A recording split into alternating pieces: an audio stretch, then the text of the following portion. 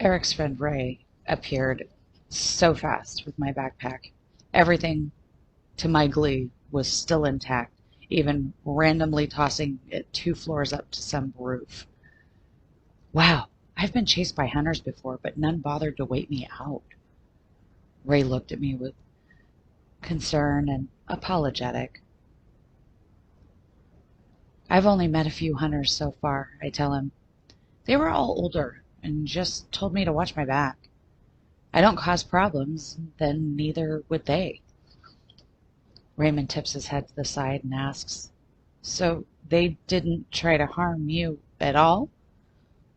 I shook my head no. The old-timers, as we call them, they get it. We want to live peacefully and not be bothered. They seem aware, I think, of other realm conditions and understand why we'd rather be here. As long as we raise no issues or give cause to look our way, they leave us alone. Some of them even do business with my dad. Eric leans over, whispering something to Raymond as our eyes met. And he had this weird, slick smirk on his face. Raymond tossed his head back, laughing. "Seriously? You and your conspiracy theories, Eric? God." I point, making a face at Raymond. "Is he still on that mob princess thing?" Ray just continued to laugh and nodded yes. I said, "Is that even a thing?" Eric then shrugged his shoulders when he stood, hearing somebody knock at the door. "Stranger things have happened. You never know. I'd support it. You seem like a nice enough young lady." I snickered, shaking my head, looking at Ray doing the same, watching Eric answer the door. His friend Leif was on the other side. He'd joined us and exchanged greetings with Ray, and the boys had a moment. It seems like they hadn't been together in a while. "And in the throne we have Princess Ashley." Eric gives me a grand entrance, and I could only smile and wave my fingers in a little bit of a princess wave for Leif. He gently took my hand, turning it instead of shaking it. He bowed his head and placed a gentle kiss across my knuckles. "Always a pleasure to meet royalty, Miss Ashley." He winks, and I giggle behind my other hand, all giddy, blushing, because he was actually quite charming. Leif straightens, looking straight at Eric with this proud smirk.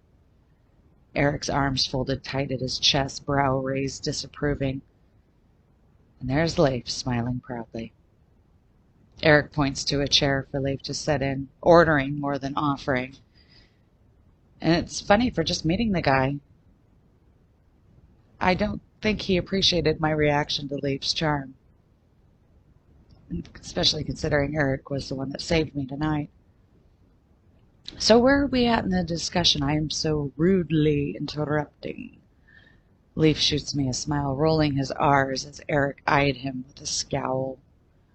I shrug my shoulders, looking back at Leif.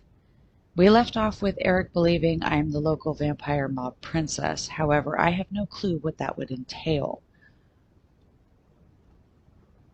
Leif looks at Raymond, and both instantly start laughing at Eric, and Eric could only huff. I smile at Eric, pointing at the guys with my hand. "See, now can I just go back to being Ashley, who's behind you saved? No need for fancy titles unless I'm royally messing something up, because I do that." Eric offers me his hand. Our eyes met. He's got this intense, smoldering look on his face as he says, "Anything for you, Miss Ashley." I had no idea how to react, so I swat him with the pillow from the chair and laughed. I think that was just absolutely adorable of him to try to outcharm Leif. However, Eric really didn't need to. Immediately, though, after our laughter calmed and everybody seemed to straighten up, Eric got straight to business.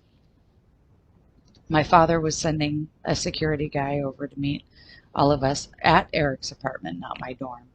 Unfortunately, that wouldn't be for a couple more hours. I'm sure the hunter will be gone by then, or I hope. Eric leaned back on his couch, folding his arms. I was told this guard had tracking abilities, so even if the hunter was gone, we'd be led right to him. Or maybe that's something they're going to do without us participating. I looked confused because, of course, my father never mentioned any of this to me. Maybe he just told Eric when they'd spoken on the phone earlier. What then? I wasn't given much information other than stay put until father calls.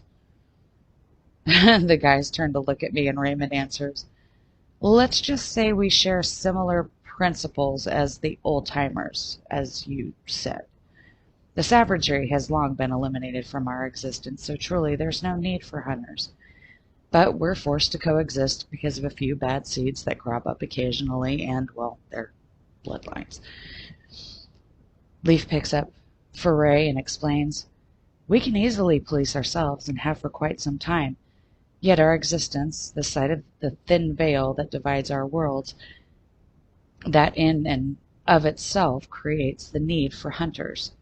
But we weren't meant to live as we have here. As humans, we're never meant for our world. He leans forward, resting his arms on his legs. Hunters were built as a defense mechanism to keep us behind the walls.